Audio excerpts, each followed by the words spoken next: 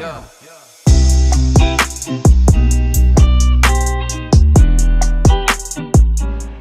guys, so I was able to get my hands on a OnePlus 9 Pro, and I want to do a quick unbox followed by a quick review. Yes, I know there have been a lot of reviews already out there, but I want to focus specifically on a few features that weren't mentioned in other videos. This phone had a lot of anticipation and hype because of its Hasselblad partnership. There are a lot of videos with photo comparisons to other phones, but what I want to focus on is the video aspect of it. Take a look at the general specs over here. It has the latest Snapdragon 888 processor, 12 gigs of RAM, a 1/4 terabyte of storage. Please make a note, it's only onboard storage, no micro SD slot. Also, there is no headphone jack. So sad, I missed that thing. It's got 4 camera lenses, 2 of them are massive and other 2 small. That's a lot of camera lens if you ask me. Just give me one that works really good and I'll be happy. It does have a beautiful screen, 120Hz refresh rate, looks pretty nice. Although I still can't get used to that hole punch. I'm used to using my OnePlus 7 Pro, which has an uninterrupted screen. Alright, so let's do a side-by-side comparison. I got the 9 Pro here, there is the 8T, and the OnePlus 7 Pro. So I know what you're thinking, why does this guy have 3 OnePlus phones? Although I am a fan of OnePlus, but they're not all mine. Let's leave it at that. Anyways, side by side, they look all pretty close to the same size. They all have curved screens, but it seems like each generation they're less and less curved and more flat, which is actually pretty good. I like the way it feels better in the hands. They also seem to be the same thickness for each phone, and all have camera bumps that stick out. So if you're not a fan of that, then you could just cover it up with a case and then that's not as noticeable. Yeah. I did notice that the OnePlus 9 Pro came only as a single SIM.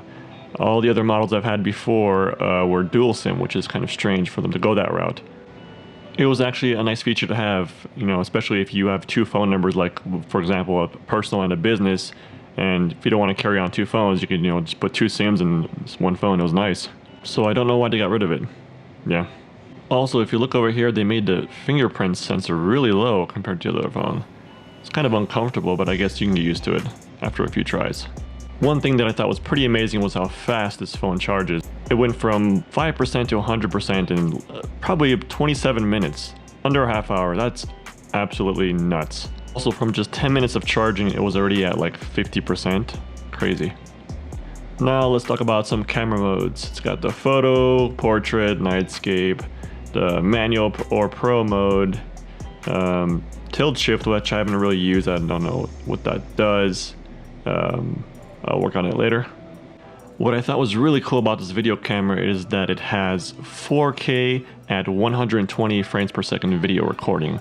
I mean, I don't really know of any other phone that has 4K at 120 FPS. So I want to give that a test here, see how it records and how it looks when it's slowed down.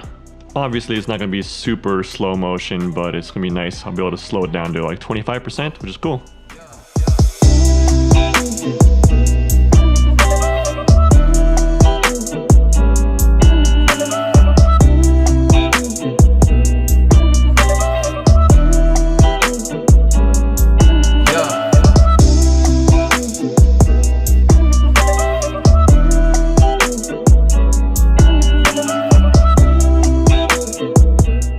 As far as photos, it does a great job, just like any other new smartphone.